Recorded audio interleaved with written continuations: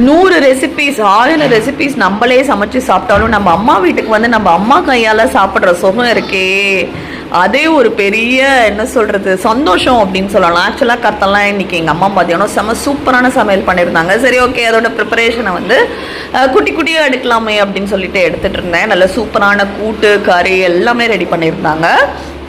அது மட்டும் இல்லாமல் ஸ்ரீரங்கத்தில் பார்த்தீங்கன்னா உங்களுக்கு காய்கறிகள்லாம் நல்லா ஃப்ரெஷ்ஷாக சூப்பராக கிடைக்கும். இது பாருங்கள், கருவேப்பிலை குழம்பு எவ்வளோ சூப்பராக கொதிக்கிறது பாருங்கள். ஆக்சுவலாக நல்ல மணமாக இருந்தது, டேஸ்ட்டும் பிரமாதமாக இருந்தது. நல்ல எண்ணெயெல்லாம் அழகாக அப்படியே அந்த குழம்புலேருந்து வெளில வந்து பாருங்கள், சூப்பராக இருக்குது. பருப்பு வந்து குழந்தைங்களுக்கு பிசைஞ்சாச்சு. என்ன சமையலுங்கிறத பார்க்கலாமா? அங்கே பாருங்கள், துண்டை மாங்காய் இருக்குது, சூப்பராக இருக்கும். நல்ல காரம், உப்பு காரம் போட்டு தாளிச்சிருக்கோம். அதுக்கப்புறம் பார்க்கலாமா? சுட சுட அன்னம் ரெடியாக இருக்குது, சாதம் ரெடியாக இருக்குது. அதுக்கப்புறம் இன்றைக்கி வந்து ஒரு ஸ்பெஷல் ஐட்டம், நல்ல பிரமாதமான கருவேப்பிலை குழம்பு. இது ரொம்ப நல்லது. எங்கள் அம்மாட்ட முடி கொட்டுதுன்னு சொல்லிக்கிட்டு இருந்தேன். அதனால் எங்கள் அம்மா இன்னைக்கு கருவேப்பிலை குழம்பு பண்ணியிருக்காங்க. நல்லா எண்ணெய் முதக்க சூப்பராக இருப்பாங்க.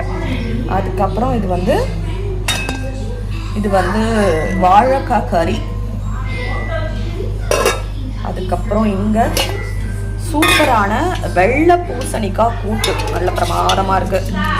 அப்புறம் சூப்பரான ஐட்டம் இருக்குது, நல்ல நெய், இப்போ தான் காய்ச்சினோம், சூப்பரான நெய். அதுக்கப்புறம் நல்ல சூப்பரான ரசம். நல்ல அந்த ஈயச்சொம்போட என்றைக்குமே ரசம் பண்ணுறப்ப செம்ம டேஸ்ட்டாக இருக்கும்.